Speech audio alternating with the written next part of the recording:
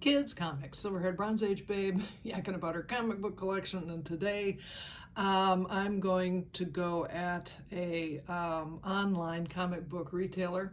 I'm not going to mention the retailer, but some of you may figure out who this is. I'm going to start by reading you the grade that this seller rated this book, and I'll just give you a little taste of it, but we'll go into it further. They said this was a 4.0, very good. According to the guide, the average used comic book in this grade shows significant moderate wear, okay, but still has not accumulated enough total defects to reduce eye appeal to the point that it is not a desirable copy. Well, I can tell you this, to me, is not a desirable copy.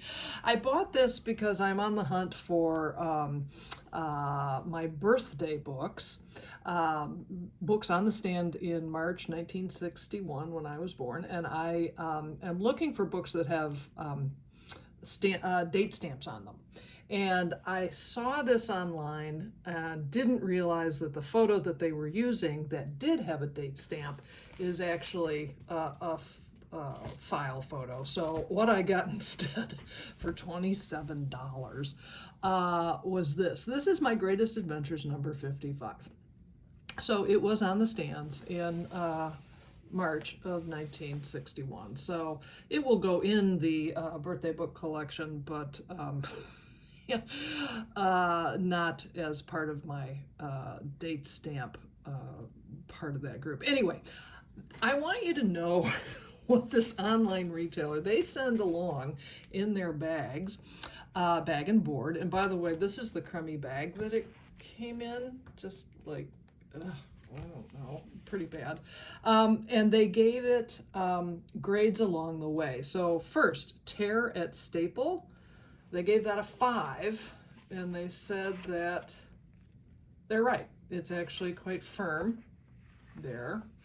And, well, there is a slight tear actually in the middle, but whatever. Inside pages, brown. Is there a color that's beyond brown? Because this is beyond brown. Flat, a slight roll. I don't know, that seems more than slight to me, but what do I know? Cover tears, tiny tear or long crease. Well, technically you don't, oh, yes, you do have a tear. That's not slight, and that is, that's insane. Like, okay, yeah, that's not exactly tiny, but you go ahead with your own selves and you give that a 4, as in very good. Okay. Sharp corners. They said there's a small crease. Okay. None of this looks sharp to me. And look at that. Oh, look, there's some more rips and tears. I mean, God, this book. Cover reflect. They gave it a 4 because low or no. Correct. This does not reflect anything. Cover clean. No, it's dirty. Well, congratulations, but they gave it a 3.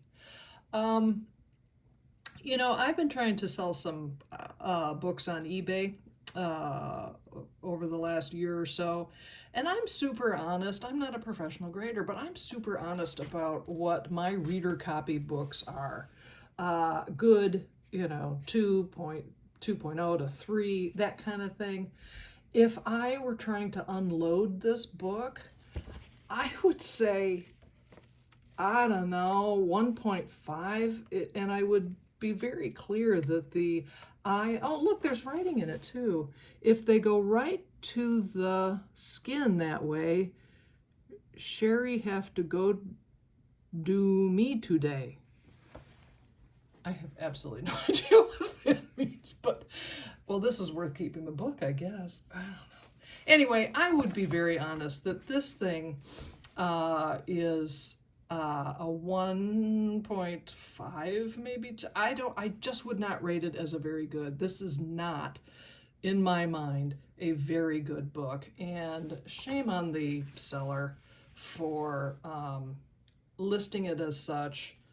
I just don't see how they could sleep at night knowing that they've sold this book for the, God, they even tell you, Overstreet Value Guide for this book at a very good is $26. It's not over, it's not over 26 bucks.